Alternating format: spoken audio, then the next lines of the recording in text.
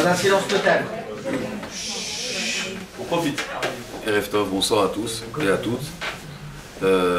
Donc je voulais parler d'un sujet parce que dans ma synagogue on m'a parlé, il y a des jeunes qui me parlent de tout et m'ont parlé d'une émission qui passe je crois sur M6 et moi j'ai pas la télé à la maison et donc je suis au courant de ce qui se passe à travers la jeunesse et ils m'ont raconté donc il y avait une émission qui avait l'air un peu très intéressante, ils sont passionnés à chaque fois, ils m'ont dit un suspense, ça s'appelle Marié au premier regard, c'est ça, Marié au premier regard.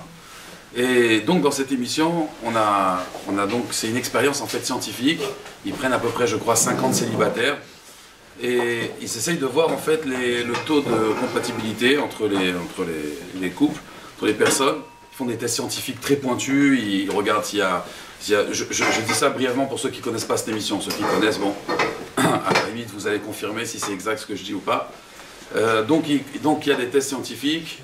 Et puis, donc, ils voient même l'odeur de la personne, si l'odeur elle est compatible ou pas, si la laine aussi elle est compatible, la voix aussi. Des fois, il y a des gens qui ont la voix aiguë, donc c'est dérangeant. Donc, ils voient exactement s'ils correspondent. Et puis, s'ils correspondent, alors à ce moment-là, donc il y a plusieurs tests, des tests psychométriques, toutes sortes il y a une sexologue, un psychiatre, un psychologue, je crois un spécialiste en sociologie. En tout cas, il y a toutes sortes d'experts. Et donc, c'est une expérience scientifique. Et donc, ils vont sélectionner des couples, et puis voici qu'ils vont trouver des couples qui ont à peu près 87% de compatibilité, ou 85%, 82%. Et puis ils se disent, on va les mettre ensemble, mais le problème, c'est comme c'est une expérience scientifique, donc, on va dire un peu le bug, la difficulté qu'il y a dans ça, c'est qu'ils doivent se marier au premier regard, c'est-à-dire qu'ils ne vont pas se voir avant le mariage, donc c'est même pas comme nous dans la Torah, c'est pas une rencontre arrangée, c'est un mariage arrangé, ils appellent ça, je crois, un mariage amélioré, mais en tout cas, le principe, c'est qu'ils vont se voir donc la première fois de leur vie à la mairie, et on va leur dire au préalable, bien sûr, que scientifiquement, ils sont compatibles à 87%. Donc, ils ont quand même une garantie que ça va bien se passer. Et ce qui se passe, c'est qu'ils se voient à la mairie pour la première fois, et là, en un regard, au premier regard, ils vont décider est-ce qu'ils décident de se marier ensemble, est-ce qu'ils décident de se marier, de passer toute leur vie ensemble, ou alors, non, ils renoncent. Donc, ça va se passer quand même au premier regard. Mais quelque part, au préalable, il y a quand même une enquête scientifique qui détermine que, d'après la science, ils sont compatibles. À 87%, il n'y a jamais vraiment du 100%, mais en tout cas, il y a un grand pourcentage de chances d'après la science. Et donc, ils veulent prouver que la science peut finalement réunir des couples. Bon, moi, ce qu'on m'a dit, apparemment, on m'a dit hier que c'était l'épisode 4, et on m'a dit, pour l'instant, il n'y a eu que des divorces. D'accord? Il n'y a eu que des divorces, ok? Non, attention, je parle de divorce. Maintenant que deux personnes après se sont mis ensemble, ou deux personnes ont décidé d'être ensemble, mais d'abord de divorcer pour mieux être ensemble, certes, on est d'accord. Voilà. Mais en tout cas, ça n'a pas été vraiment, ça a été quand même un échec. Ça a été quand même un échec. On est d'accord. Il y a eu des déceptions, il y a eu... Alors on va essayer de comprendre justement pourquoi il y a eu des échecs. Pourquoi il y a eu des échecs et comprendre aussi notre type à nous les juifs de rencontres. Alors, on sait que dans cette paracha, la paracha qu'on a lue cette semaine, donc Parashat Chayei Sarah, c'est le premier shidur de la Torah. C'est la première fois où il y a une rencontre. Et Agave, en passant, je voulais vous dire quand même que cette rencontre-là, c'est grâce à cette rencontre qu'on est là aujourd'hui, cette rencontre arrangée. Eliezer, donc il a fait le Shatran, il a fait ce shidur. Shidur, je vais traduire, shidur, donc c'est une rencontre arrangée. J'ai l'habitude de parler en hébreu, c'est pour ça que je vais essayer vraiment de parler au maximum en français. Donc shidur, c'est une rencontre arrangée. Et donc le premier shidur, la première rencontre arrangée qu'on voit dans la Torah, c'est dans Parashat Chayei Sarah, la paracha qu'on a lu ce Shabbat. Et donc, dans cette paracha, on voit que Yitzhak va rencontrer Rivka. Et d'ailleurs, vous savez que quand elle l'a vue, elle est tombée du chameau. Donc, il y a eu vraiment le coup de foudre. Hein. Elle est tombée du chameau. Il y a marqué Vanafal à la Gamal. Elle est tombée. Il l'a vue. C'était un beau gosse. Après, on va peut-être, si on a le temps d'expliquer pourquoi elle est tombée. Mais en tout cas, elle est tombée du chameau, c'est marqué. Et ils se sont mariés. Et Baruch Hashem, ils ont eu des enfants. Et en 2016, excusez-moi, eh ben, on est là, réunis ce soir. C'est-à-dire que finalement, cette rencontre-là, elle a porté ses fruits, Baruch Hashem. On est là ce soir grâce à cette rencontre. Alors, il faut savoir que, donc on va essayer d'expliquer un peu cette émission-là. Il y a un midrash dans Parashat Vayetze. Et apparemment, vous savez que ce midrash-là, donc c'est après la destruction du Beth Amikdash. Donc vous savez, ça fait combien d'années que le Beth Amikdash est détruit? Non, vous ne savez pas. 1948 ans. En fait, c'est très simple. Si vous voulez savoir la destruction du Beth Amikdash, vous prenez la valeur numérique de Chaim. Chaim, c'est la vie. Et Chaim, c'est valeur numérique 68. Vous enlevez au compte vulgaire, on est en 2016, vous enlevez 68. D'accord? Donc si vous savez compter, ça fait 1948. Ça fait 1948 ans que le Beth Amikdash est détruit. Cette histoire que je vais vous raconter maintenant dans le Midrash, elle a lieu à peu près quelques décennies après. Donc on va dire à peu près dans les années... Ça fait à peu près, on va dire, cette histoire, elle a à peu près 1940 ans, à peu près. Il y a 1940 ans, marié au premier regard, ça existait. Donc M6, ils n'ont rien inventé du tout. Ça fait presque 2000 ans que cette émission a existé. Quand elle a existé, cette émission, le Midrash il nous dit la chose suivante. Il nous dit qu'une fois, il y avait un arabe qui s'appelait Rabbi Yossi ben Khalafta. Rabbi Yossi ben Khalafta, c'était un des compagnons d'études de Rabbi Shimon Bar Yochai, c'était l'élève de Rabbi Akiva, et il habitait en Galilée. C'est en fait le Rabbi Yossi à Galilée qu'on parle, c'est Rabbi Yossi ben Khalafta. Et donc il y a une matrona, attendez, excusez-moi, jusque-là c'est clair? Il y a pas de, vous êtes d'accord avec ce que j'ai dit sur l'émission pour l'instant? D'accord. Non, comme ça c'est important qu'on puisse continuer la réflexion. Alors, cette matrona, donc c'était une femme de la noblesse de Rome, elle est venue voir Rabbi Yossi ben Khalafta, elle lui a dit, elle lui a dit en combien de temps, combien de jours, Dieu il a créé son monde. Alors il lui a dit, en 6 jours. C'est très bien qu'il a créé le monde en 6 jours. D'accord. Il faut savoir que à l'époque, les gens étaient croyants quand même. Ils étaient croyants, seulement il y avait une différence entre la croyance juive et la croyance, on va dire, non juive. C'était que eux, ils étaient croyants qu'il y a un Dieu sur terre, c'est évident, il y a un Dieu sur terre. Seulement quoi, après ça a évolué bien sûr, mais en tout cas à l'époque ils étaient croyants, un Dieu sur terre, mais Dieu ne s'occupe pas de ce monde. Ce monde est trop bas pour que Dieu, avec toute sa puissance, s'occupe de chaque être humain. Donc ils ont dit, Dieu a laissé le monde à lui-même. Alors elle lui a dit, il a créé le monde en 6 jours, très bien. Et maintenant, il lui a dit à Marlo, et maintenant, qu'est-ce qu'il fait? Qu'est-ce qu'il fait depuis qu'il a créé le monde? Qu'est-ce qu'il fait maintenant? Peut-être qu'il s'ennuie. D'accord? Alors, il lui a dit, Amarla Kadosh Baruch Hu Yoshev Hashem Kadosh Baruch Hu, donc Dieu, il s'assoit, ou mes avec zivugim. Et Dieu, qu'est-ce qu'il fait? Il fait des couples.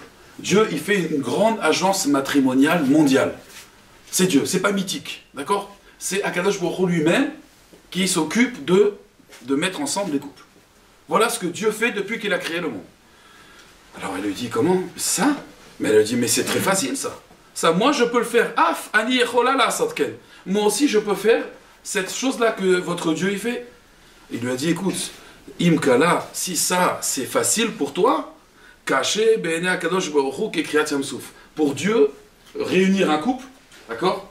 Donc comme ils font là le taux de compatibilité, les mettre ensemble, pour Dieu, c'est aussi difficile que le miracle de Kriyat Yamsouf. Kriyat Yamsouf, c'est-à-dire que c'est la mer. Vous savez, les enfants d'Israël, quand ils sont sortis d'Égypte, la mer, elle s'est ouverte en 12. D'accord? Bon, on va vous dire peut-être en 2, mais en tout cas, elle s'est ouverte en 12, et pour chaque tribu. Et donc, il dit, ça c'est un miracle, hein, c'est un miracle extraordinaire, la mer s'est ouverte en 12. Et bien, ce miracle-là, de mettre des couples ensemble, c'est exactement la même... Kadosh Baruch Hu, Dieu, il a exactement la même difficulté, d'accord, de mettre un couple ensemble. Alors, elle a rigolé, elle a dit, qu'est-ce que c'est que ça? C'est ça qui fait votre bon Dieu? Elle a dit, moi je vais faire la même chose. Qu'est-ce qu'elle a fait? Elle a fait marier au premier regard. Elle a pris 1000 garçons, elle a pris 1000 jeunes filles, et le soir même, donc elle a fait des tests, à son époque, avec ses moyens scientifiques, hein, d'accord? Peut-être qu'elle a dit le grand avec la grande. Le Midrash, il n'explique pas comment elle a sélectionné, mais il y a dû avoir une sélection. Elle a pris 1000 jeunes hommes, 1000 jeunes femmes, et elle les a mariés. Elle les a mariés, le soir même. Et elle a dit à Rabbi Yossi, elle lui a dit, regarde, moi aussi j'arrive à le faire, c'est rien du tout ça. Il lui a dit, attends. Rabbi Yossi, il est parti chez lui à la maison. Le lendemain, quand elle s'est réveillée, elle entend des cris, des hurlements dans son palais. Mais qu'est-ce qui se passe? Qu'est-ce qui se passe? Et elle voit chacun. Le Midrash, il dit, il a un bleu, l'autre, il a perdu son œil, l'autre, la jambe, elle est cassée. Qu'est-ce qui s'est passé? Ils arrivent, les serviteurs, et ils disent, voilà, les jeunes hommes et les jeunes filles viennent et ils lui disent à cette matronita, à cette femme de la noblesse de Rome, on veut divorcer. Ils voulaient tous divorcer, mais tous. C'est même pas qu'il y a une réunion avec, dans cette émission avec les psychologues. Non, non, on veut divorcer. Qu'est-ce qui se passe? Je ne veux pas de celui-là. Et le Midrash, il dit, et l'autre, il dit, je ne veux pas d'elle. Et alors, des disputes et tout, ils ont tous divorcé le lendemain. Le lendemain, ils ont tous divorcé. Alors, qu'est-ce qu'il lui dit Rabbi Yossi? Il lui dit, je t'avais dit.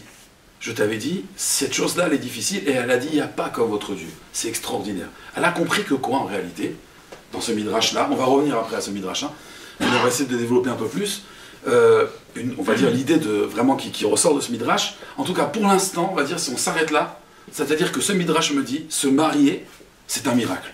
Deux personnes qui vont se rencontrer et qui vont décider finalement de vivre leur vie ensemble, c'est un miracle. L'homme, s'il veut s'en occuper, il n'y arrivera pas. C'est un miracle. Il y a ce qu'on appelle une prédestination. Akadosh Baruch Hu, il s'occupe, la Gemara dans Maseret Nida nous dit que 40 jours avant qu'une personne vienne au monde, on dit sur cette personne-là, Bito Shel Ploni, la fille d'un tel, elle sera avec Ploni, avec une telle personne.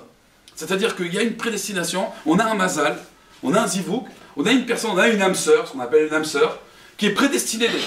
Alors la question elle est, si c'est un miracle, et si tout est prédestiné, alors qu'est-ce que l'homme il doit faire alors? Il doit rester assis, et elle va venir vers lui. Et le Midrash il dit oui. Il dit il y en a qui vont vers leur mazal, et il y en a que le mazal vienne vers eux.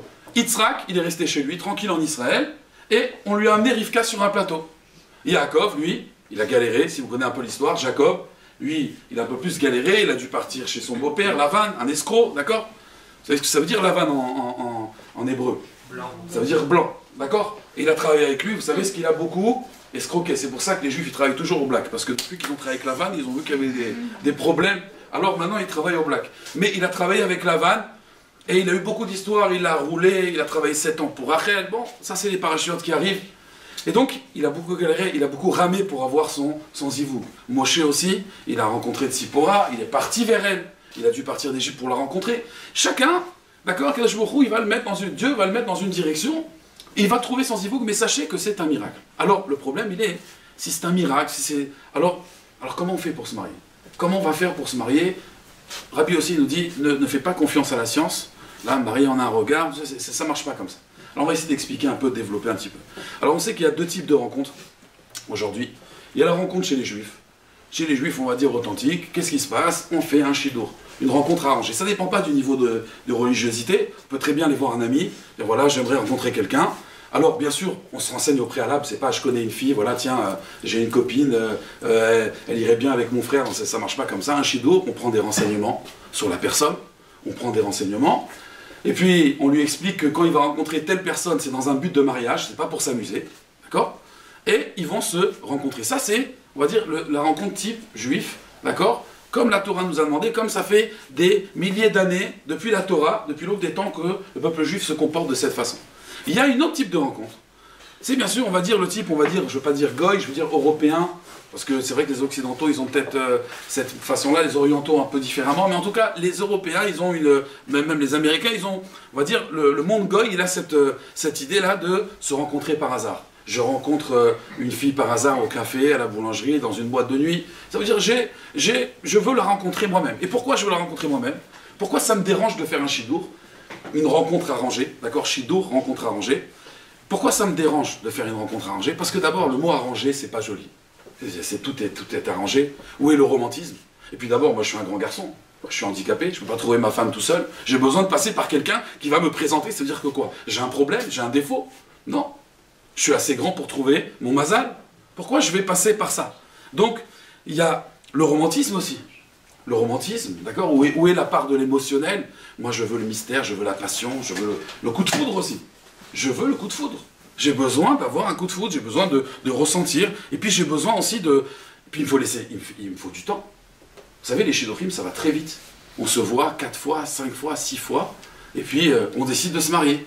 On décide de se marier. Mais ça va très vite. Mais on est fous. Mais quand même, mais les gens ils me disent, mais quand même, c'est pas raisonnable. Mais vous la connaissez même pas. Bon, c'est vrai, on a pris des renseignements. C'est vrai, on a pris des renseignements sur la famille, sur ses amis, sur son parcours. Il n'y a pas de problème. Mais quand même, il faut un peu de temps, il faut un peu qu'on rentre en confiance ensemble. Ça va trop vite. Le shidur, ça va trop vite. Là, si c'est la rencontre par hasard, j'ai le temps de me marier. On va vivre ensemble 6 mois, 1 an, 2 ans, 3 ans. On va vivre dans la même maison, dans le même appartement. Et au bout de 3 ans, on va décider que finalement, on va se marier. C'est plus raisonnable, c'est plus cartésien comme raisonnement. Et en plus, il y a la passion, d'accord, il y a tout ça. Donc on n'a pas envie de faire un shidur. Le problème, il est que moi, je reçois des couples qui sont en instance de divorce. Et ces couples, ils viennent dans mon bureau. Et ils me disent, alors à chaque fois, on essaye bien sûr de faire la paix des ménages. On ne peut pas les faire divorcer, Rachel. La Gemara, elle dit qu'un couple qui divorce pour la première fois, hein, quand c'est le premier zivou, le premier couple, c'est pas un remariage, le misbéar, il pleure. Le Beth Amikdash avait le misbéar. Le misbéar, il pleure. C'est-à-dire, on faisait les sacrifices, il pleure. la shrina, la présence divine, elle pleure quand il y a un divorce. Donc on fait tout, nous, pour les remettre ensemble, quand c'est possible. Des fois, c'est une mitzvah de divorcer, c'est la Torah qui a créé le divorce, des fois, il faut vraiment divorcer. Mais nous, on essaye, en tout cas, d'arranger les couples. Alors je lui dis, madame, qu'est-ce que vous lui reprochez? Qu'est-ce que vous lui reprochez? Alors je vous assure, à 90% des cas, moi aussi je vais faire des statistiques, à 90% des cas, ce que j'ai vu, moi, c'est toujours le même problème, c'est un pantouflard. Il veut toujours rester à la maison, il veut jamais sortir, d'accord? Il veut jamais sortir, c'est comme, elle me dit, c'est comme les vieux meubles, vous savez, c'est beau, mais si tu les déplaces, ils se cassent. Voilà, c'est pareil. Mon mari, il bouge pas, mon mari veut jamais sortir, il veut jamais me faire plaisir, il veut jamais aller voir des amis, jamais aller voir la famille, il veut rester tout le temps à la maison. J'en ai marre, moi je suis jeune, j'ai envie de profiter de la vie, et ils n'ont pas de différence d'âge, hein. C'est à peu près le même âge. Le mari, il veut toujours rester à la maison, très bien. Et vous, monsieur, qu'est-ce que vous lui reprochez à votre femme? Ah, il dit, mais écoutez, moi, je rentre à la maison, le repas il n'est pas prêt, jamais il est prêt, jamais. La maison, elle danse toute seule, et dès que je veux lui parler, elle est avec son téléphone. Tout le temps avec son iPhone, avec sa mère, avec sa copine, avec sa... D'accord? Tout le temps au téléphone. Tout le temps au téléphone. Vous savez qu'à Marseille, on raconte qu'il y a quelqu'un, il était en train de pêcher un poisson. Et à Marseille, moi je viens de Marseille, hein. Donc il pêchait un poisson, et puis, bon, les Marseillais, vous les connaissez, la sardine qui a bouché le port de Marseille, ils exagèrent un petit peu, mais il a pêché un poisson, il a dit que ce poisson, il parlait. Et il lui a dit, remets-moi à la mer, rejette-moi à la mer. Et il lui a dit, tu sais, je suis un poisson qui parle, mais je fais aussi des miracles. Demande-moi ce que tu veux, je réalise. Alors le Marseillais réfléchit comme ça, quel miracle, quel miracle. Il dit, tu me rejettes à l'autre, tu auras un miracle. Il a dit, d'accord. Il a dit, j'aimerais que ma femme, elle s'occupe un peu de moi, elle prenne du temps avec moi. D'accord? Alors il lui a dit, bon, mais alors, à ce moment-là, je suis d'accord, mais il faut te transformer. Il a dit, mais se transformer en quoi? Il lui a dit, en iPhone. Il a dit, si je te transforme en iPhone, ta femme va s'occuper de toi, elle va te dorloter, d'accord? Elle va même te mettre un protège, vous savez, on met un protège sur le téléphone. Alors. Donc, elle lui a dit ça, d'accord? Lui, donc il me dit, elle s'occupe pas de moi, elle est tout le temps là, avec sa mère, tout le temps au téléphone. Alors moi, à chaque fois, je leur dis la chose suivante. Je leur dis, ok, si je comprends bien, en fait, vous êtes des ultra-orthodoxes. Mais ultra-orthodoxes. Ils me disent pourquoi? Je dis, ça veut dire qu'en fait, on vous a forcé à vous marier. Vous avez fait comme le mariage au premier regard. Là. Ça veut dire que vous êtes venu à la synagogue, vous la connaissez pas, elle vous connaissez pas, vous êtes mariés. Et curieusement, qu'est-ce qu'ils me disent? Ah non, on a vécu ensemble, ça fait 3 ans, 4 ans, 5 ans qu'on a vécu ensemble. Alors comment c'est possible qu'on arrive à une telle situation alors qu'ils se connaissaient tellement bien, ils ont vécu tellement de temps ensemble? Comment c'est possible qu'on arrive à cette situation-là que finalement ils ne se connaissent même pas? Comment c'est possible ça? Là, moi je vais vous dire pourquoi c'est comme ça. Parce que vous savez, il y a des gens, ils viennent me voir, surtout par rapport au contexte actuel. Rav, vous savez, on va faire la Aliyah. Les Aliyah, c'est extraordinaire. On va en Israël, c'est magnifique. On va à Natania, on va à Tel Aviv. Et Israël, c'est super. On va faire notre Aliyah. Et puis ces gens-là, ils font leur Aliyah à Bémet. Et quand ils font leur Aliyah, quand je vais les voir, moi, en Israël, quand je passe les voir, leur rendre visite, ils se plaignent. Rien qu'ils se plaignent. Les Israéliens, ils sont pas polis. Ils sont mal polis. Et les commerçants, c'est des voleurs. Et la vie en Israël, c'est terrible. Mais je comprends pas. Pendant des années, tu me disais Israël, c'est super et tout, tu as fait ton alliage, je pensais que tu allais être au summum du bonheur. Et qu'est-ce que je vois? C'est la déception. Pourquoi? Parce qu'il y a une différence entre le tourisme et l'habitat. Il y a des gens, ils vont en touriste. Il y a des gens, ils sont en couple, ils sont en touriste. Alors c'est vrai qu'en touriste, tout est bien, tout est sympa. Tant qu'il n'y a pas d'engagement, c'est super. C'est super, je ne vis pas en Israël, c'est pas grave, je dépense, je suis là, je ne regarde pas les mauvais côtés quand on est en touriste. Donc tant qu'on est ensemble, mais on n'a pas décidé concrètement de construire quelque chose, il n'y a pas d'engagement. Il n'y a pas d'engagement. Donc c'est très joli, c'est très beau. C'est très beau. Mais quand on a décidé d'habiter ensemble, là c'est l'habitat. Là, on se rend compte que, on n'a pas posé les bonnes questions. On ne s'est pas vraiment renseigné sur la personne. On a vécu comme ça pendant longtemps, mais de quoi on parlait finalement? On n'a pas parlé de choses essentielles. Au Shidour, on parle de choses essentielles. Dans une rencontre arrangée, on parle de choses essentielles. C'est des choses essentielles. Comment tu veux construire ta vie? Comment... Là, on ne parle pas de ça. On fait du tourisme. On est des touristes. Un touriste qui va faire son aliyah et qui est déçu. C'est la même chose. Ils se marient, mais avant, toute leur relation, c'était quoi? C'était du tourisme. Donc ça, on va dire, c'est le premier problème qu'il y a dans une rencontre qui n'est pas, on va dire, arrangée, une rencontre qui est, voilà, spontanée, je la rencontre quelque part dans la rue, d'accord? C'était improvisé. Malgré tout, on voit qu'il y a ce problème-là, c'est que les gens, finalement, ils sont touristes. Et dès qu'ils vont s'engager à se marier, là, il y a un problème. Là, il y a un problème parce qu'on ne s'est pas rendu compte vraiment des réels problèmes. Il y a un autre problème. C'est que, vous savez qu'Adam Arishon, le premier homme avant la faute. Et après la faute, c'est un autre homme. C'est-à-dire qu'avant Adam Arishon, on a la pensée. D'accord? on a la pensée. Normalement, la pensée droite, elle est objective. Le problème, c'est qu'après la faute, une fois qu'on a mangé le fruit du bien et du mal, c'est-à-dire qu'on a rentré le mal à l'intérieur de nous, alors, qu'est-ce qu'ils disent? Les Rachamim nous disent que l'intérêt précède la pensée. L'intérêt précède la pensée. C'est-à-dire que, des fois, je vais penser quelque chose, mais en réalité, je ne suis pas objectif du tout. Je suis subjectif. L'intérêt précède la pensée. Et là, on se trompe énormément. Je vais vous donner un exemple concret qui m'est arrivé il n'y a pas très longtemps de ça. Il y a un jeune qui fréquente la synagogue. Il met des tefilines, il fait Shabbat. C'était pas un orthodoxe, mais c'est quelqu'un quand même, un bon juif qui pratique. Il m'appelle un jour, en détresse, il me dit, Rav, il faut que je vous présente Marie-Christine. Bon, Marie-Christine, je me dis peut-être elle est de Constantine, je sais pas. Marie-Christine. Je plaisante, hein, s'il y a des Constantinois dans la salle. Je sais qu'ils sont très sensibles à ça. Alors, je lui dis, Marie-Christine, il me dit oui, oui. Il me dit, Rav, elle est plus juive que vous et moi. Elle est plus juive que vous et moi. Je lui dis, attends, elle est juive ou elle n'est pas juive? D'abord, ça veut dire, il commence, elle est plus juive que vous et moi. Il me dit, Rav, c'est une neshama, c'est une âme, c'est une tzadékette, vous savez, c'est une femme, c'est une sainte. C'est Marie-Christine la sainte. Bon, je lui dis, mais elle est juive ou elle n'est pas juive? Il me dit, ah, il faut que je vous la présente. Elle veut se convertir, il faut que je vous la présente. Bon, déjà, il faut qu'elle veut se convertir, bon. Alors elle rentre dans mon bureau. Alors Bémet, je lui ai parlé, je l'ai vu. Elle avait vraiment rien de juif, hein. À part le sac, c'était un sac Louis Vuitton, bon. Mais à part ça, il n'y avait vraiment rien de juif, rien du tout. Je lui parle, et à un moment je lui dis, bon, Marie-Christine, je lui dis, si maintenant Shimon, c'est un arabe, il veut te convertir maintenant à l'islam, ou alors c'est un bouddhiste, est-ce que tu acceptes? Est-ce que tu auras accepté? Ou alors parce que non, parce que tu trouves que le judaïsme va dire oui, il est tellement gentil avec moi, et moi j'aurais tout accepté. Même si demain il veut qu'on soit des musulmans, moi j'accepte, il est tellement gentil, je ferai tout pour lui. Alors il me dira, vous avez vu, quelle pureté, vous avez vu quel cœur, Rav, elle est prête à tout. C'est incroyable. Mais comment on peut penser une chose pareille? Mais tu vois bien qu'il y a un problème ici. Et là encore, qu'est-ce qui se passe? C'est vrai, Marie-Christine, elle est très belle. Elle est très belle, Marie-Christine. C'est vrai, elle est très belle. Donc il y a un intérêt extraordinaire. Donc on s'est rencontrés comme ça, on n'a pas choisi, on s'est rencontrés par hasard, d'accord? Et puis là, quand on se rencontre, alors là on réfléchit différemment. Combien j'ai rencontré, combien des amis m'ont présenté leur future femme. Moi je lui ai dit, écoute, j'ai parlé avec elle, toi t'es quelqu'un d'intelligent, ça va pas aller avec elle. Il y a des femmes, elles ont un peu... Bon, avec diplomatie je lui ai dit ça, mais elle a rien dans le crâne. Et tu vas te marier avec elle, tu vas t'ennuyer. Non, non, non, alors on discute. Je dis, mais regarde les bêtises qu'elle dit. On parle de ça, on parle d'autre chose. Je dis, non, t'as pas compris, elle est tellement intelligente. Tu comprends pas. Et puis quand il se marie, il me dit, tu avais raison. Et il m'a dit, elle a rien dans la tête. Quand l'intérêt il est passé, comme on dit, l'amour rend aveugle, le mariage rend la vue. Le problème, c'est que on est complètement subjectif. Avant le mariage, on va lui trouver. Mais tu vois bien qu'il n'est pas religieux, tu vois bien qu'il s'en fout de la Torah. Non, non, non, tu le connais pas, c'est le futur Rabbi Akiva. Non, mais on n'est pas épousé pour qu'on n'est pas subjectif. L'intérêt, vous savez ce que c'est l'intérêt? Bémet, moi je donne toujours cette image-là sur l'intérêt. Vous savez que l'intérêt, c'est quoi? Il y a un petit bonhomme à l'intérieur. Vous savez comment? Pour expliquer ça, je donne toujours une image. Cette image-là, c'est... Vous savez que... Vous connaissez tous Bernard Tapie? Vous connaissez tous. Bernard Tapie, c'est un Marseillais aussi. Hein. Alors, donc Bernard Tapie, il cherchait un comptable. Et il avait un gros problème, parce que bon, le comptable de Bernard Tapie, il faut quand même être qualifié, d'accord?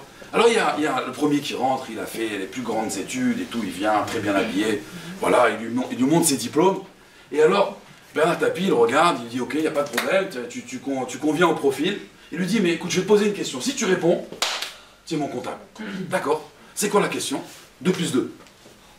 Il dit, pardon, vous savez à qui vous parlez? 2 plus 2? Désolé monsieur, il s'en va. Et il dit, partez, c'est pas grave. Il y a un deuxième qui vient. Lui, c'est le matheux, il y a une calculatrice ici, là, il a un ordinateur portable, il a une cour de la bourse, il a tout. Et il voit ses diplômes, c'est le premier de sa promotion. Et il lui dit, bon, très bien, j'ai une question à vous poser. Il dit, allez-y, 2 plus 2, il tape. 2 plus 2, 4. Mauvaise réponse. Sortez. Il s'en va. Il comprend pas pourquoi. 2 plus 2, ça fait 4, il comprend pas, bon, il s'en va. Le troisième, il arrive. C'est Jojo du Sentier. Ça veut dire, c'est le type, il arrive, il lui montre son diplôme, il dit, arrête. Il lui dit, t'as un CAP, t'as même pas le bac, t'as un CAP. Et il lui dit, oui, moi je suis expert en comptabilité. Il dit, mais t'es même pas expert comptable. Moi je suis un expert en comptabilité. Il dit, écoute Jojo, je vais pas faire de discrimination. Allez, ça va. Je vais pas te désavantager par rapport aux autres. Allez, je vais te poser la question. Il dit, vas-y. Il lui dit, 2 plus 2, ça fait combien? Alors là, à ce moment-là, Jojo, il se lève. Il ferme les volets, il ferme les portes.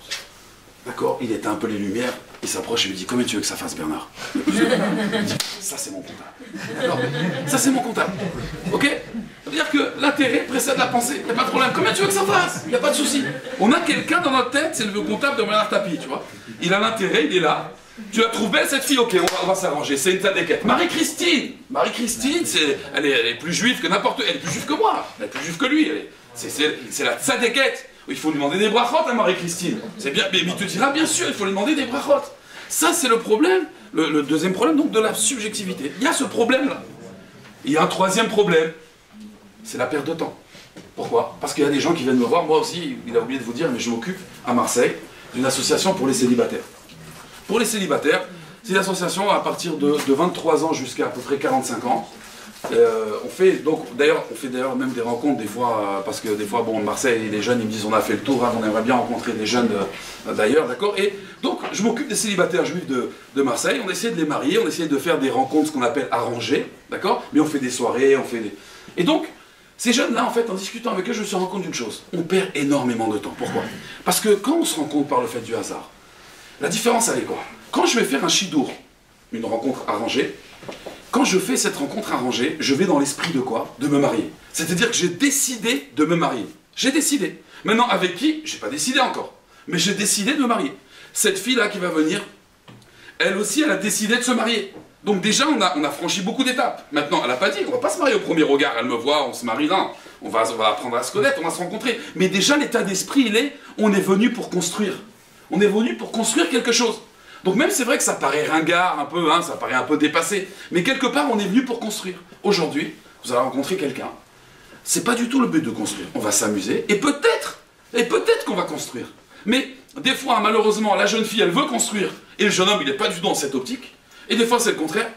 Des fois c'est le jeune homme, lui, il veut construire, et le pauvre, la jeune fille elle veut pas construire.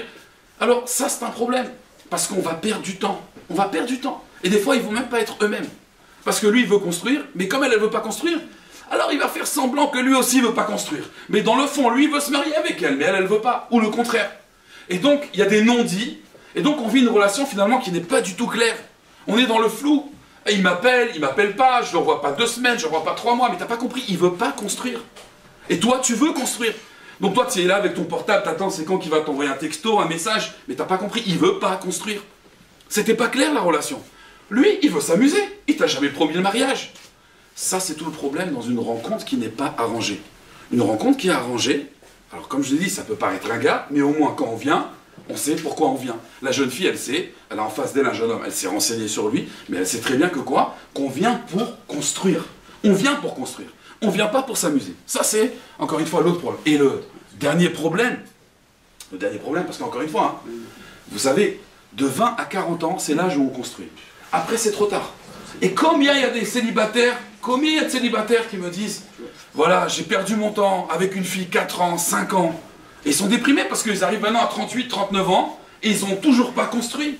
Et c'est terrible parce que la Torah nous dit, d'abord c'est une mitzvah de se marier, mais la Torah nous dit c'est pas bien que l'homme, et l'homme avec un grand H en réalité, il soit seul.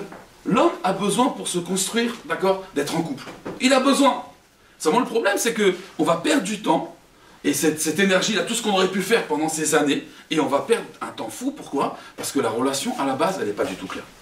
Le quatrième problème, c'est quoi? C'est que, pourquoi on ne veut pas un shidour? Comme je vous ai dit précédemment, parce que le shidour, c'est pas romantique. Nous, on aime le romantisme, d'accord? On aime la féerie de Walt Disney, d'accord? Le rêve bleu. On est conditionné, la société nous conditionne à ça. On veut, j'ai rencontré, je l'ai vu, il m'a vu. Ah, il y a quelque chose de magique qui s'est passé. On a envie de vivre dans un rêve comme ça, ouais. On a envie de ça. On a envie de connaître la passion, d'accord? Alors moi, je vous explique une chose. Mais d'où ça vient tout ça? D'où ça vient cette folie-là de... Attention, il faut que je la voie, il faut que le coup de foudre... Moi, je vais vous raconter ce qui m'est arrivé il y a 8 ans en arrière quand je suis arrivé à Marseille. Je venais d'arriver à Marseille. Comme je l'ai expliqué, quand je venais d'arriver à Marseille, donc j'étais l'adjoint de Rav Ohana, et j'étais aussi directeur de l'association du Merkaz Alimoud, qui a aussi organisé des conférences pour les jeunes. Mais nous, à Marseille, on organisait aussi des conférences dans tout le sud de Marseille, des communautés un peu abandonnées. Et donc, le Rav Ohana, la première année où je suis arrivé, il m'envoyait partout. Je faisais des conférences un peu partout. Et puis voilà, voici qu'un soir, des fois je t'ai prévenu à la dernière minute, bon, je suis filmé là, mais voilà, je le dis quand même, j'étais prévu à la dernière minute, et voici qu'un jour il m'envoie dans une communauté un peu perdue, c'était je crois à Plan-de-Cuc, voilà, c'est un nom un peu bizarre, voilà, c'est les régions de là-bas de Marseille, et puis donc il me prévient à la dernière minute, et ma femme m'appelle. Ma femme elle m'appelle, elle me dit voilà, il faut acheter des couches, j'ai plus de couches. Et c'est plus possible, parce que si tu viens, ce soir je vais arriver tard, mais c'est pas grave, parce que demain il se réveille, il faut des couches, j'ai plus de couches, j'ai plus rien. Bon. Je me dis, ma femme elle me demande d'acheter des couches, moi maintenant je dois aller faire la conférence, qu'est-ce que je fais? Bon, je vais aller vite, on va, vous savez, à l'époque il n'y avait pas les caisses rapides là, c'était pas encore sorti. Les caisses rapides, on vient, on achète un article, je prends les couches, j'achète les couches, et puis vous savez, j'étais dans ma conférence, qu'est-ce que je vais leur dire? Parce que j'étais pas prévenu, on m'a prévenu à la dernière minute. Alors je fais la queue, et puis en face de moi, il y a une dame, très distinguée, comme ça, avec un manteau de fourrure, avec un vison, très classe, très... Bon, je vais vous dire pourquoi je vous dis ça. Et je vais vous expliquer pourquoi. Puis cette femme, donc, elle met ses articles, moi je suis derrière, et moi je suis dans les nuages, je suis dans la conférence. Et puis, elle est là pour payer, ça coûte 40 €. Elle cherche son portefeuille, elle ne le trouve pas. Et elle dit à la caissière, tout simplement, elle lui dit, je ne trouve pas mon portefeuille, c'est ce monsieur qui me l'a pris. C'est lui qui me l'a volé. Moi, je suis encore dans la lutte, d'accord, je ne fais même pas attention à ce qui se passe. Elle me dit, monsieur, rendez-moi mon portefeuille. Et moi, je suis tellement loin de tout ça, que je fais même pas attention, je réponds même pas. Et puis voici que la caissière, elle commence à s'énerver, elle dit, écoutez, monsieur, si vous ne lui rendez pas son portefeuille, moi j'appelle la sécurité. À ce moment-là, bon, je me réveille, qu'est-ce qui se passe? Je dis, monsieur, vous allez lui rendre son portefeuille, vous lui avez pris son portefeuille, vous lui avez volé son portefeuille. J'ai dit, de quoi vous parlez là? Et moi, je vais lui voler son portefeuille. Vous m'avez vu, je ne suis pas un voleur. Il me dit, non, monsieur, cette dame-là, elle a dit que c'est vous qui lui avez pris le portefeuille, vous n'avez rien dit. Écoutez, soit vous lui rendez, soit j'appelle la sécurité. Bon, je lui dis, écoutez, regardez, je suis très pressé, j'ai vraiment pas le temps. Donc regardez, combien ça coûte? 40 €, je lui paye ses courses, mec, laissez-moi passer. Parce que j'ai pas le temps. J'ai pas le temps de me disputer, j'ai vraiment pas le temps de me disputer. La dame, elle lui dit, non, non, non, non, monsieur, vous n'allez pas payer mes courses, vous allez me rendre mon portefeuille. Qu'est-ce qu'on fait? La dame, elle dit, bon, vous voulez pas lui... Et la caissière, elle la croit sur parole, hein. Qu'est-ce qui se passe? Vous voulez pas lui rendre le portefeuille? Pas de problème. Elle appelle la sécurité. Elle appelle la sécurité. Alors là, il y a une sonnerie, les gens, ils s'arrêtent de faire leurs courses. Alors, vous savez, à Marseille, c'est un petit village. Ils sont tous là, oh, qu'est-ce qui se passe? Qu'est-ce qui se passe? Le vigile, il s'approche de moi, d'accord? Et il me dit, monsieur, laissez-vous fouiller. Je dis, non, vous n'avez pas le droit de me fouiller. Vous n'êtes pas de la police, vous n'avez pas le droit de me fouiller. Donc vous ne fouillez pas. Par contre, fouillez-la à elle, parce que peut-être qu'elle a fait tomber dans la doublure de son manteau. Mais moi, vous ne me fouillez pas. Il s'approche de moi, je le repousse gentiment, et je lui fais comprendre que, voilà, stop, stop. Je lui fais comprendre, regarde, ne t'amuse pas. Et il insiste, je lui dis, ne t'amuse pas. Bon, il est là, il ne sait plus quoi faire, il est désemparé, il ne s'attendait pas en fait à cette réaction. Je lui dis maintenant, fouille-la, elle. Il n'a pas voulu la fouiller. Le directeur d'Auchan, il descend. L'attroupement, les gens, oh, regardez, il y a un rabbin, il a volé. Regardez, regardez, j'avais la kippa là-bas. Regardez, regardez, il lui a volé son porte. Il veut pas lui rendre, il veut pas lui rendre. Un attroupement, vous savez, c'est des gens, ils ont rien à faire. Ils sont là, ils sont tous comme ça, ils font leur course et puis. Alors la dame, même des caissiers, elle dit, bon allez, monsieur, passez vos articles. Non, attendez, attendez, attendez. Et tous ils regardent comme ça, tous. Ils sont tous comme ça, pétris. Qu'est-ce qui va se passer? Le directeur, il arrive, il dit, écoutez, monsieur, laissez-vous fouiller. Et voilà. Et quand il voit cette femme, il lui dit, oh, mes hommages, madame. Mais qui c'est cette femme? Je sais pas. Et il lui dit, comment allez-vous? Il lui parle, il lui fait des politesses, et il lui explique. Et alors là, il vient encore plus méchant. Il s'appelait monsieur Ben Ali, c'est un cousin. Et il me dit, bon, vous allez vous laisser fouiller, hein? Vous avez compris, là? Comme ça, devant tout le monde, comme ça, il me parle comme si il parlait à un délinquant, là. Vous allez vous laisser fouiller, hein? Je lui dis, non, non, votre vigile, là, votre videur, là, je lui dis, là, votre videur, il s'approchera pas de moi, personne ne me fouillera. C'est la police qui me fouillera, mais pas lui. Je me dis, tant pis, allez, maintenant on est en retard, on est en retard. La police, elle arrive. La police arrive, alors vous allez voir c'est quoi la police marseillaise, c'est extraordinaire. On est dans une ville, et vous savez qu'il y a quelques années en arrière, il y a eu la neige à Marseille. On était complètement bloqués. Qu'est-ce qu'ils ont fait la police? Je vous assure, je ne rigole pas, hein, c'est très sérieux. La police, elle passait, ils avaient un sac de sel, et ils jetaient du sel comme ça. Ils étaient en voiture, ils jetaient du sel. Ça c'est Marseille, hein. Quand il y a un problème, c'est bon quoi, il y a tout qui s'arrête. Il y a tout qui s'arrête. Donc la police, elle arrive. Le policier vient pour me fouiller, je me suis dit, je vais aller jusqu'au bout, je vais pousser le vis jusqu'au bout. J'ai dit, monsieur, vous n'avez pas le droit de me fouiller. Ah, le directeur a dit, à quoi? Pourquoi? Même la police, ils ne peuvent pas vous fouiller. J'ai dit, oui, et vous n'avez pas les gants blancs. Moi, mon oncle, il est inspecteur de police, il m'a toujours dit, s'il n'y a pas les gants blancs, tu n'as pas le droit de fouiller.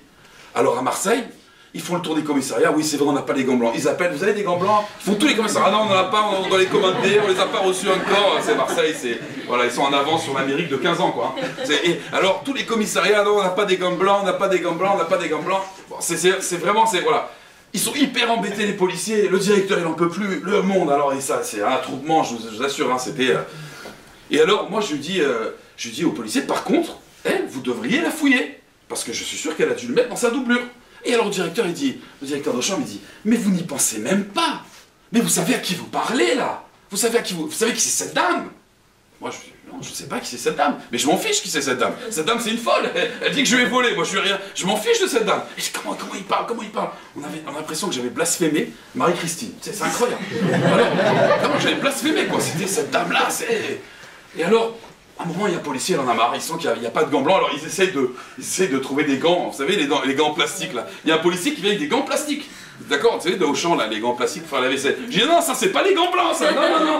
Alors, il repart, ils essaient de trouver des gants blancs, parce qu'ils sont homologués, les gants, de la police. Alors, à un moment, il y a un policier, il en a marre. Il rentre sa main dans le manteau de la dame, et il sort son portefeuille. Alors là, tu vois, ça y est. Là, le directeur dit, ça y est, on a trouvé le portefeuille, c'est bon. Il y avait un attroupement, c'est bon, on a trouvé, c'est pas le voleur. Ah, d'accord, ouais, on s'est dit quand même, les gens, vous entendez parler, les gens. Ah ouais, quand même, on s'est dit, c'est un rabbin, non, c'est pas un voleur.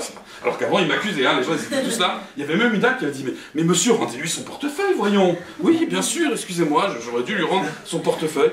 Et là, ils ont tous dit, ah, le pauvre, il était pour rien et tout. Là, ils avaient tous la peine pour moi. Et je lui ai dit au directeur, vous croyez que ça va se passer comme ça? Je lui ai dit, je porte plainte contre vous, et contre vous, madame. Et elle dit, contre moi? Mais c'est impossible, vous ne pouvez pas porter plainte contre moi. Je lui ai dit, mais qui c'est cette dame? Qui c'est cette dame? Elle dit, écoutez, elle me dit, monsieur, on va s'arranger. Alors le directeur dit, écoutez, on va s'arranger, monsieur, vous inquiétez pas, montez dans mon bureau. Bon, alors là, je vois l'heure, le téléphone qui sonne, Rana qui m'appelle, où il est, où tu es? Je vois des textos, allô, qu'est-ce qui se passe, ça va, tout va bien? Je lui dis, écoutez, je viens monter dans le bureau, mais moi je dois acheter des couches pour ma femme. Comment je fais? J'ai des couches. Il m'a dit, je vous les offre. Je dis, bon, au moins ça, au moins il m'offre les couches. Je monte dans son bureau, et là je venais d'arriver sur Marseille. Donc en fait, en France, j'étais en Israël avant, et je vois des billets violets. J'avais jamais vu ça. Vous savez ce que c'est des billets violets? C'est pas ça. Voilà, des billets de 500 €. Mais moi, j'avais jamais vu ça. Je venais d'arriver, moi j'étais habitué au Shkalim.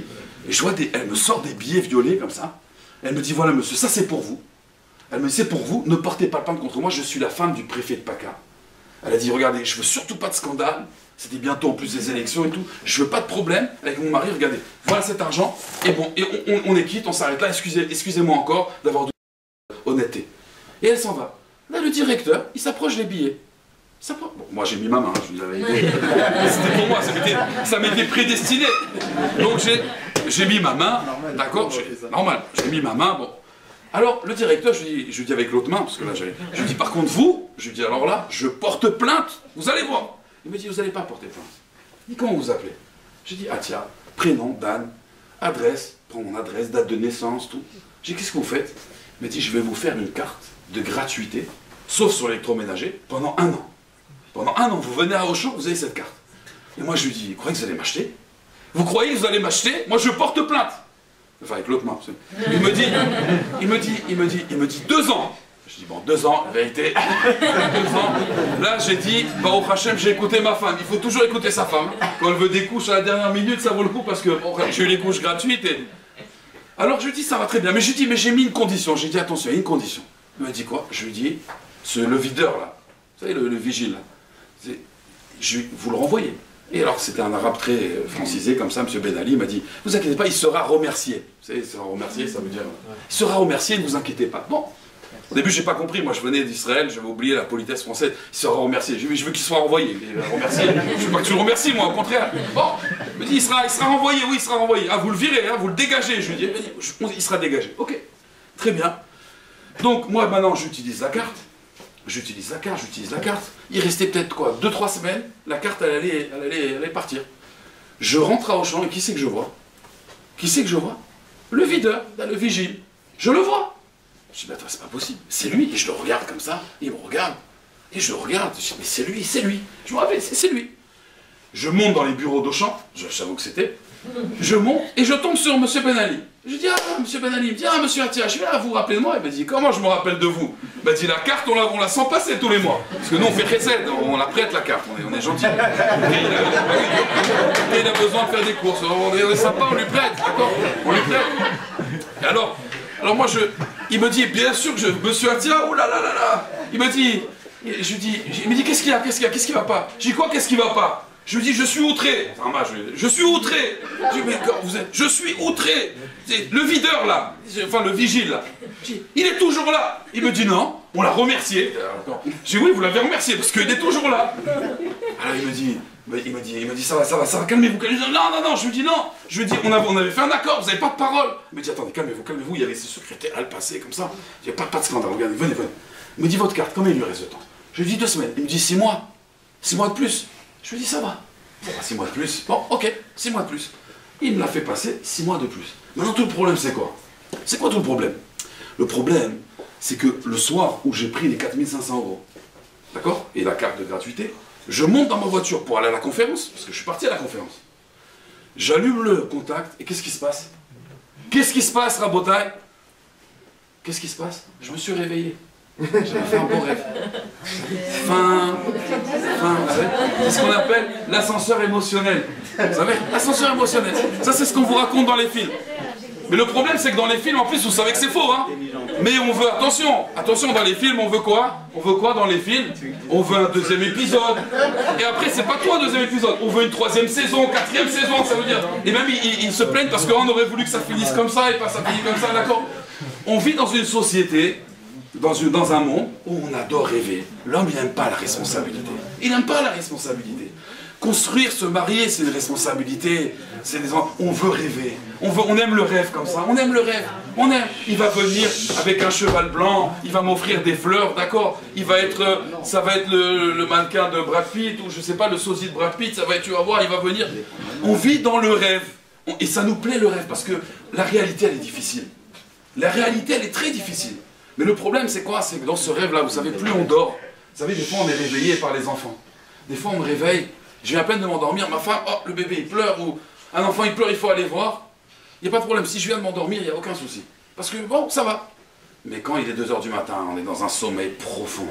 Profond, on est bien, on est en train de... Ah, on est dans un autre monde. Et là, on vous réveille, et le bébé, il pleure. Là, c'est terrible. Donc, plus le réveil, il est profond, d'accord, plus le sommeil, mais là, il est profond, et plus le réveil va être difficile. Donc si vous restez à dormir comme ça, on peut dormir comme ça longtemps. Et puis un jour, on se réveille à 35 ans, on se réveille à 38 ans, et on n'est toujours pas marié. Ou alors on est marié, mais c'est pas du tout ça. C'est pas du tout ça. On peut se marier encore une fois, mais on a été... Vous savez, le problème, on est conditionné comme... Pourquoi je raconte cette histoire? Parce qu'on est conditionné par cette société. Vous savez, même les études, vous êtes des étudiants ici pour la plupart, même les études, pourquoi on a décidé cette branche ou pas cette branche?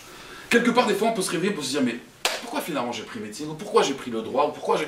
Parce que peut-être on m'a pris la tête avec ça, ou peut-être j'ai un cousin qui a réussi, ou un oncle qui a réussi, alors j'ai voulu faire pareil. Mais est-ce que vraiment ça me correspond? Est-ce que je me suis posé la question une fois, est-ce que ça me correspond? Est-ce que c'est moi ça? Est-ce que je me vois faire ça toute ma vie?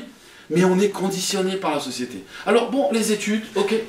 Mais le mariage, quand même, le mariage, c'est quelque chose qui implique toute une vie. C'est toute la construction d'un homme. C'est ce qu'un homme il va laisser sur terre, c'est ses enfants, c'est sa famille. Après, il va partir. Il va rester que ses enfants, ce qu'il a construit vraiment. C'est pour ça que les enfants dans la Torah, Ben, ça vient du mot binyan. Ben, un enfant, un garçon, ça vient du mot binyan.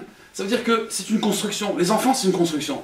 Qu'est-ce que j'ai construit réellement? Alors si j'ai été avec cette société-là, j'ai été pris dans ce conditionnement, bah, quelque part, j'ai peut-être rien construit. Et c'est ça qui est terrible. Alors c'est vrai que, encore une fois, il y a des rencontres arrangées, mais il faut savoir une chose, c'est que, en réalité, si on prend les prédispositions pour, c'est-à-dire que, voilà, on va pas être subjectif, on va pas rencontrer la fille et c'est le coup de foudre, parce que là on voit plus rien, on va faire les choses intelligemment. Vous allez voir qu'en réalité, même l'amour, vous savez, même l'amour en vérité, elle va être plus forte après. Vous savez, regardez, je vais prendre un exemple. Même ça c'est du vécu. Ce que je vous dis, c'est du vécu. Il y a des gens, ils n'aimaient pas peut-être forcément l'odeur de leur femme, ou sa voix. Mais ils se sont mariés. Ils se sont mariés parce que, vous savez, quand on se marie, ben, il y a 80, eux ils disent 87%, bon, il y a 80% de raisons pourquoi je me marie avec une personne. Ça veut dire que, vous savez, c'est un package. C'est un package, hein. On n'est pas parfait, on a tous des défauts, que ce soit physique ou mental, ou au niveau du caractère, on a tous des défauts. Mais on va dire qu'on décide de se marier avec une personne parce qu'on a vu qu'il y avait quand même une majorité, on va d'après la majorité dans la Torah, il y a au moins 80% de raisons pourquoi je me marie avec elle. Et il y a 20% qui me dérangent. Le nez, j'aime pas trop, les oreilles, peut-être sa voix un petit peu. Donc il y a 20% qui me dérangent. Mais c'est pas grave. Parce que je me dis, bon, il y a 80%, il y a 20% qui me dérangent, je me marie. Et c'est pour ça que je décide de me marier. Il n'y a pas de problème. 80%, j'ai pris les 80%. Très bien. Le problème, c'est quand on se marie, on se rend compte qu'il n'y a pas 80% en réalité. Parce que le maquillage, il cachait beaucoup de choses, beaucoup de défauts. Et puis quand, avant de se marier, on est là, on se fait des sourires, il est attentionné, il est sympa. Et puis quand il se marie, après c'est fini, il rentre, hop, il fait même pas attention à sa femme, il allume la télé, d'accord. Donc quand on se marie, il y a 70%. Mais quand même, il y a 70%. Ok, on enlève 10%, mais il reste encore 70% de raisons pourquoi je me suis marié. Alors pourquoi les couples ça marche pas? Vous savez pourquoi ça marche pas? Parce qu'au lieu de regarder les 70%, on va regarder les 30%. On va regarder ce qui va pas. Elle va dire il range pas ses chaussures. Il est désordonné, et j'en ai marre, et il fait ça. Et lui va dire je rentre, elle fait pas à manger. Oui, mais regarde tout ce qu'elle fait après. Regarde tout ce qu'elle fait à côté. Regarde les 70%. Et vous savez ce qui se passe? Quand on regarde les 70%, et bien quelque part, il n'y a même plus de 30% qui vont pas. Les 30%, finalement, on aime tellement les 70% que même les 30%, ça devient 100%. Finalement, même son odeur, vous savez, et ben je l'aime après son odeur. Sa voix, j'avais peut-être du mal un peu avec sa voix. Et ben à la fin, je l'aime. Même sa voix, je l'aime. Même son odeur, je l'aime. Même son haleine, je l'aime. Parce que tellement que je regarde les 70%, et ben quelque part, à la fin, je trouve que c'est très joli. Parce que des fois, vous savez, un tableau, ben, il faut des contrastes. Et finalement, c'est très beau. Finalement, c'est même pas des défauts. En réalité, c'est des qualités qu'elle a. Parce que quand c'est fait comme ça dans cet ensemble, c'est magnifique. Mais ça, le problème, ce qu'ils n'ont pas compris les scientifiques, c'est que non, on va regarder le taux de compatibilité. Vous savez ce qui se passe? Vous savez ce qui se passe? Il y a un couple qui s'est marié, ils ont divorcé. Vous savez pourquoi? Parce que justement, le type, qu'est-ce qu'il a fait? Moi, ce qu'on m'a raconté, hein, il m'a dit, il a regardé ses défauts à la fille et il a dit ah ouais mais ça me convient pas, ah mais ça me convient pas trop. Mais c'est pas comme ça le mariage.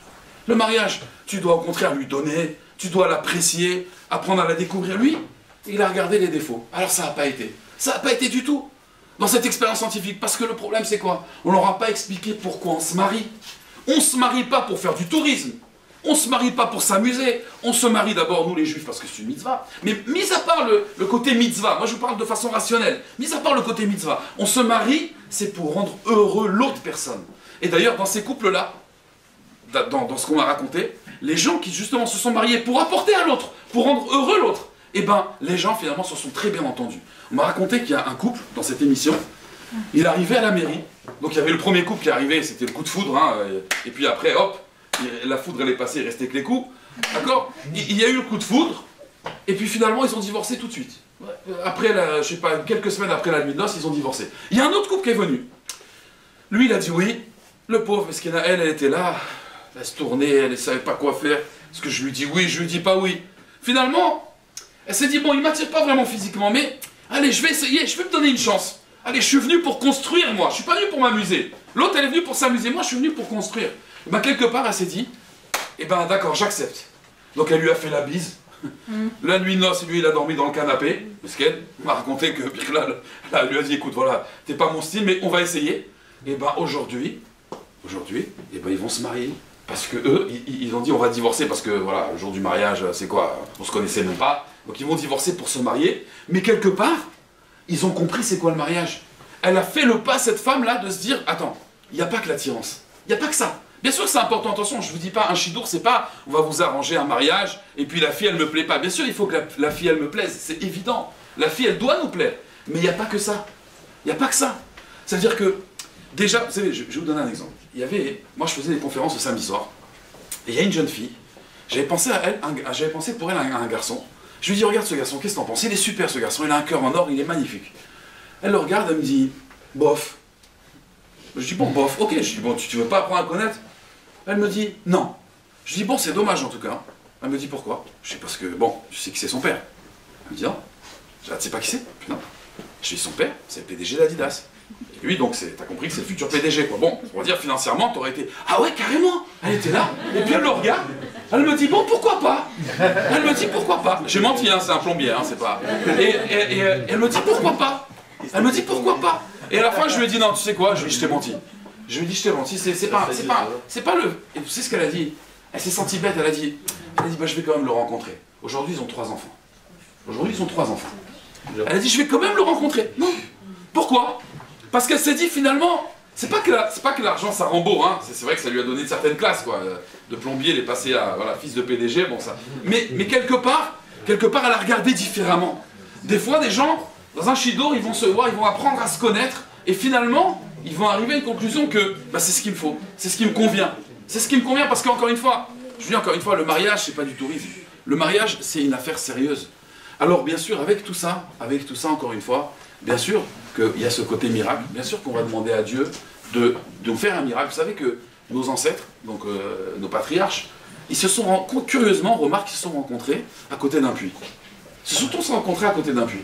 On voit que Yaakov, il a rencontré Rachel à côté d'un puits. D'accord? On voit que Moshe aussi, il a rencontré à côté d'un puits. Eliezer, il a rencontré Rivka à côté d'un puits. Alors il y a plein d'explications sur ça. Mais je vais vous donner une explication très simple. Vous savez, un puits, pour profiter d'un puits, qu'est-ce qu'il faut faire? On est obligé de se baisser un petit peu. D'accord? Pour prendre l'eau. On est obligé de se baisser un petit peu. Bah, quelque part, le mariage, c'est aussi ça. On est obligé un peu de s'abaisser un peu.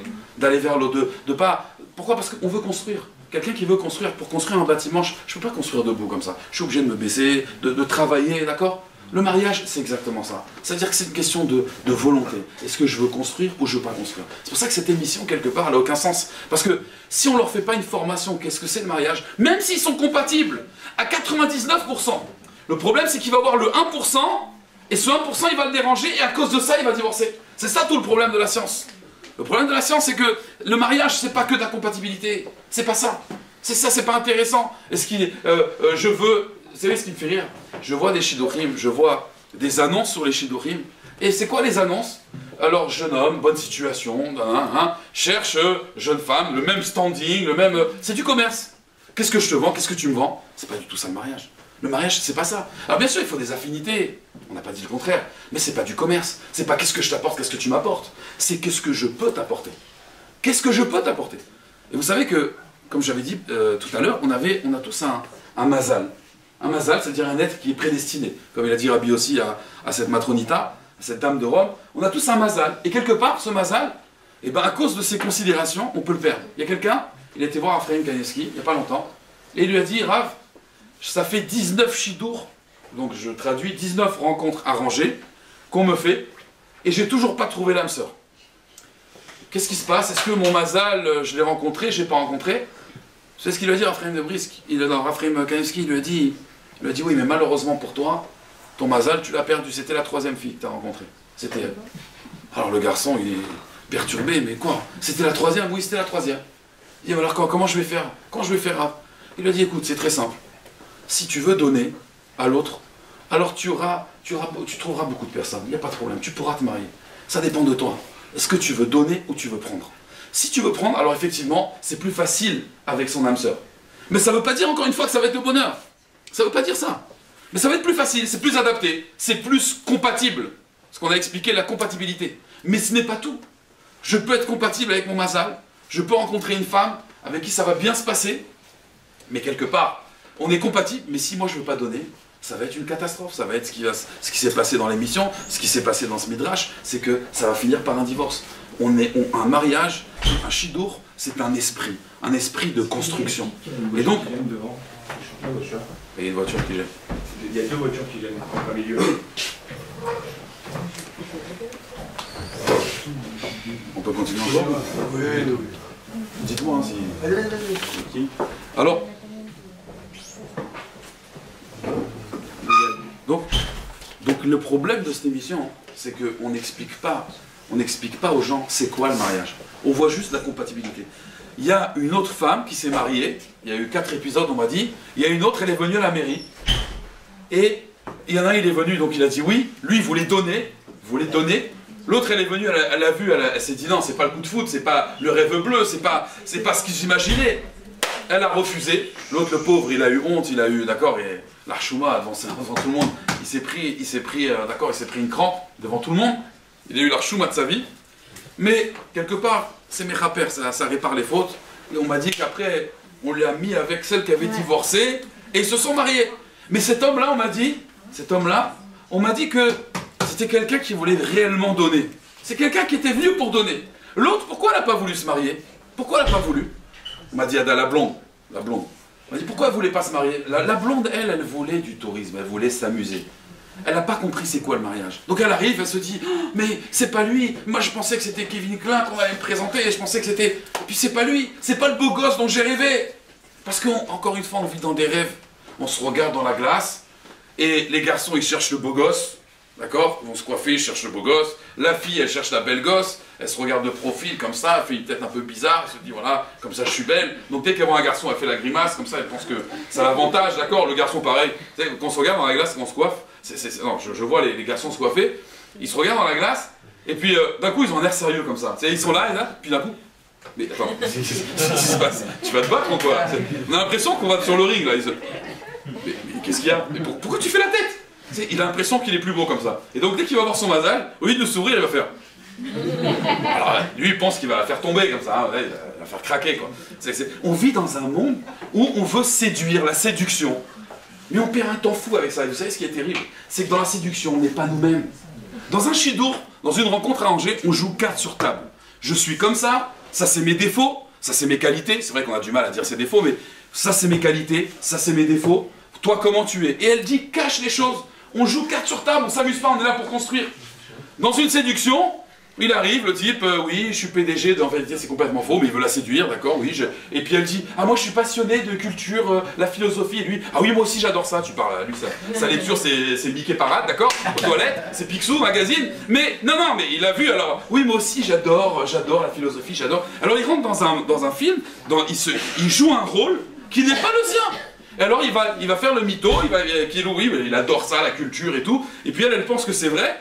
Et puis ils vont se marier, et puis après il va dire attends tu veux pas on va au cinéma? Il dit, au cinéma? Mais on doit aller au théâtre, voyons. Mais Marie-Christine elle aime le théâtre. Et alors ils vont au théâtre et lui il s'ennuie, il est là, il dit mais qu'est-ce que je fais avec elle? Et puis après voilà, après il en a marre, et puis après ça finit par un divorce. Pourquoi? Parce qu'on a joué la comédie. Tu as joué la comédie pour la séduire, très bien, ou elle, hein, des fois c'est elle, hein, oui j'adore le foot. Ouais t'aimes le foot, ouais, moi je suis Marseillais, alors les Marseillais c'est, moi j'adore le foot, je cherche une fille qui aime le foot, ouais j'adore le foot, elle va au stade avec lui, et elle en a marre. Elle en a marre d'aller au stade. Elle a envie d'aller ailleurs, de se promener. Non, lui, c'est le foot. Alors elle va faire Zarma, elle aussi, c'est une supporter de l'OM, d'accord? Mais elle fait tout ça pour son mari, mais à un moment, elle en a marre. Elle a joué la comédie. Elle est tombée amoureuse de ce garçon, d'accord? Elle est tombée amoureuse de lui. Et donc elle va tout faire pour le séduire. Mais t'es même pas toi-même. On n'est même pas soi-même. Et donc on se marie et un jour on se réveille. Et on se dit, mais qu'est-ce que je fais avec elle? Moi, je rentre à la maison. Ma femme, elle sort, des fois, elle va en voyage avec ses copines et tout, mais c'était pas l'idée du mariage que j'avais. Et mes enfants, mais ils sont pas éduqués, mais c'est pas... Attendez, mais une femme, c'est pas seulement une épouse, c'est aussi la mère de nos enfants. Un mari, c'est pas seulement mon mari, c'est pas seulement mon mec, c'est aussi, ça va être le papa. Qu'est-ce qu'il va leur transmettre comme valeur? Toute la journée, il est là en train de... Mais qu'est-ce qu'il va leur transmettre comme valeur? Un mariage, c'est une prise de conscience. C'est beaucoup plus que c'est une rencontre comme ça. Alors, bien sûr, encore une fois, les sentiments, ils sont là. Les sentiments, ils sont extraordinaires. Et j'aimerais terminer vraiment, parce qu'on a dit de raconter l'histoire personnelle, j'aimerais terminer vraiment en vous disant que, on dit que le mariage, il est comparé à Kriyat Souf. Et comparé à Kriyat Souf, ça veut dire que la mer s'est ouverte en 12. Mais qu'est-ce qui s'est passé à Kriyat Souf? Vous savez ce qu'ils ont dit les Juifs? Il y a marqué Vayaminu Bachem ou Bemoshe Avdo. Ils ont cru en Hachem et en Moshe son serviteur. C'est-à-dire que jusqu'à maintenant, ils avaient des doutes dans la Emouna. Mais là, c'était clair. Jusqu'à maintenant, il y avait des plaies, mais ce n'était pas vraiment dirigé par rapport à eux, c'était dirigé vers les Égyptiens. Mais quand ils sont sortis, ils ont vu le miracle était pour eux. Là, ils ont dit Zekeli Vanveu. Ça, c'est notre Dieu. Zekeli, tout de suite, ils ont dit c'est notre Dieu. C'est bon, on le reconnaît, on va le vénérer, on va l'embellir. Zekeli Vanveu. Maintenant, il faut savoir une chose, c'est que le mariage aussi, il a cette magie. Si on fait les choses dans les règles, je vous assure que moi, bon, j'ai eu cette chance, le jour de mon chidour, moi aussi j'étais stressé, d'accord, mais je me suis dit, je vais pour construire. Et bon, Hachem, j'ai eu vraiment, c'est ça que je lui ai dit, il faut que tu envoies ma femme, parce que vraiment, quand j'ai rencontré ma femme, ça fait maintenant 18 ans de mariage, bon, Hachem, et vraiment, quand j'ai rencontré ma femme, eh ben, c'était clair. Il n'y avait pas de doute, c'était elle. Et elle, moi je pense, c'est une Marocaine, donc bon, elle faisait kilo, non, elle n'est pas intéressée, bon, elle n'osait pas, et moi je ne sais même pas si elle était intéressée ou pas, quoi. À la fin, je lui ai dit, écoute, voilà, moi j'aimerais construire avec toi. Et franchement, voilà, du premier regard, le premier regard, l'amour au premier regard, moi je l'ai vécu. Et ma femme, elle m'a dit, j'ai ressenti exactement la même chose. Quand je t'ai vu, je me suis dit, c'est lui. Mais pourquoi il y a eu ce miracle? Parce que le miracle, il faut le provoquer. Si on fait les choses dans les règles, si on fait les choses intelligemment, alors Dieu, il aime les choses intelligentes. Il n'aime pas les choses bêtes. Tu es réglo, tu es droit. Tu te dis, voilà, moi je viens pour construire. Je viens pas pour m'amuser avec cette fille. Alors Dieu a dit, ok, lui il veut construire. Je vais lui amener aussi une fille qui est compatible et qui veut construire aussi. Attention, pas seulement la compatibilité, elle veut construire aussi. Et là, à ce moment-là, quand ces deux êtres ils se rencontrent, parce que les deux ils ont une volonté de construire, à ce moment-là, il y a Kriyat Souf. À ce moment-là, tout est clair. C'est lui, c'est clair, c'est elle, c'est évident, j'ai même pas de doute. Je vous assure que jusqu'au mariage, elle m'avait laissé une photo d'elle. Bon, je la voyais, hein, bien sûr, hein, c'est pas le mariage pour le regard, mais je regardais cette photo, j'ai dit, mais est-ce qu'elle est belle ou pas? Parce qu'on avait tous, les garçons, on se dit, bon, elle aura les yeux de trucs, elle aura de Cindy Crawford, elle aura, d'accord, bon, je ne rentre pas dans les détails. Et je la regarde dans la photo, je dis, mais est-ce qu'elle est belle? J'arrivais même pas à la trouver, si elle est belle, elle est pas, je sais pas, c'est elle. Voilà, c'est elle. C'est clair, c'est elle, c'est tout. J'arrivais même pas, j'essayais de la regarder. Attends, elle est belle ou elle est pas belle? Je sais pas, qu'est-ce qu'ils vont dire les gens? Peut-être les gens ils vont dire, c'est quoi cette fille et tout. C'est elle, c'était clair. J'arrivais même pas à voir si elle est belle ou pas. Et c'est ce que je vous souhaite, Bezrat Hashem. Si vous faites des choses dans les règles, encore une fois, là il y aura ce miracle pour vous de Kriyat Souf, Bezrat Hashem. Est-ce que vous avez des questions? Après, c'est après les questions. Oh.